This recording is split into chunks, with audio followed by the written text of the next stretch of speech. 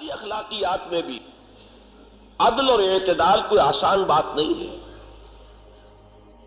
وہاں بھی ایک پل صراط جسے ہم کہتے ہیں، ایک روایتی پل صراط موجود ہے. ذرا ادھر ہوں گے تو ایک افراط اور ذرا ادھر ہو گئے تو ایک تفریط ہے.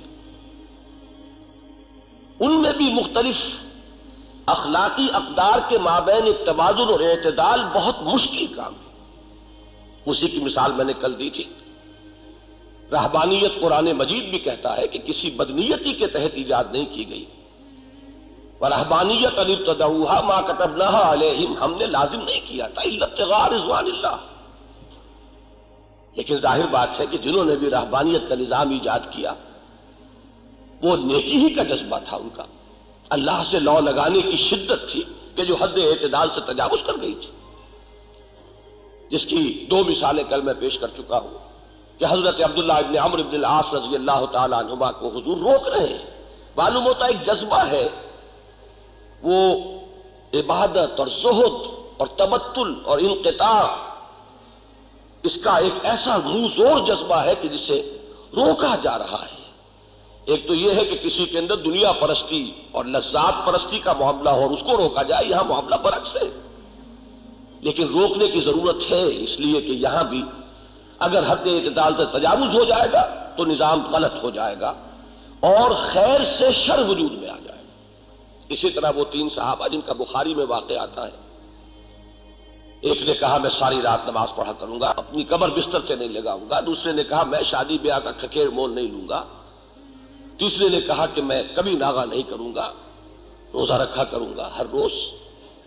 لیکن حضور نے بڑی غضبناکی کے ساتھ، بہت ہی یہ غیر معمولی ہے اس حدیث میں جو حضور صلی اللہ علیہ وسلم کا جو سامنے آتا ہے طرز عمل، آپ نہایت غضبناک ہوئے اور آپ نے یہاں تک فرمائے الفاظ کہ خدا کی قسم میں تم میں سب سے بڑھ کر متقی اور سب سے بڑھ کر اللہ کی خشیت رکھنے والا ہوں، لیکن میرا طریقہ یہ ہے، میرا تو یہ طریقہ متوازن ہے.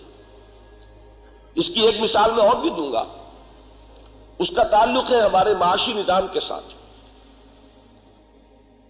کہ جس طریقے سے دو اخلاقی قدریں ہیں، ایک ہے عفو، ایک ہے قصاص. عفو کی اپنی اہمیت ہے، کسی نے آپ پر زیادتی کی ہے آپ اسے معاف کر دیں. انفرادی ترفع، روحانی ترقی اس میں ہے، بشرطے کہ آپ قصاص یا انتقام لینے پر قادر ہوں. باقی اگر آپ میں طاقت ہی نہیں ہے تب تو قہر درویش بر جانے درویش اگر ہو رہا ہے تو اس میں کوئی روحانی ترفع کا معاملہ نہیں ہے، وہ تو ایک مجبوری کی کیفیت ہے.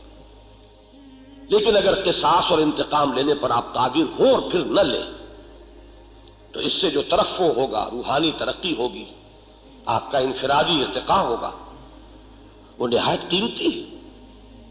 وَإِن تَعْفُوا وَتَصْفَحُوا وَتَغْفِرُوا فَإِنَّ اللَّهَ غَفُورٌ رَحِيمٌ. اگر تم معاف کر دیا کرو اور اگر تم چشم پوشی سے کام لیا کرو، اگر تم ڈھیل دیا کرو، اگر تم بخش دیا کرو تو اللہ بھی تو غفور الرحیم ہے. اس قدر زوردار تشویق اور ترغیب ہے عفو کی. لیکن دوسری طرف وَلَكُمْ فِي الْقِصَاصِ حَيَاةٌ يَا أُولِي الْأَلْبَابِ، اے ہوش مندو قصاص میں زندگی ہے.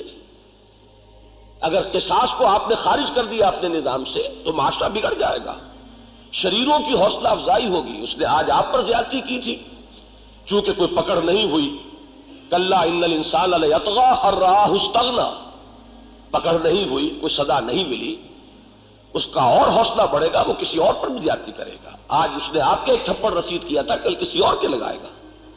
لیکن یہ کہ اگر اسے اس کا بدلہ مل جائے تو اس کے ہوش ٹھکانے آ جائیں گے اور معاشرے کے اندر اصلاح کی شکل پیدا ہو.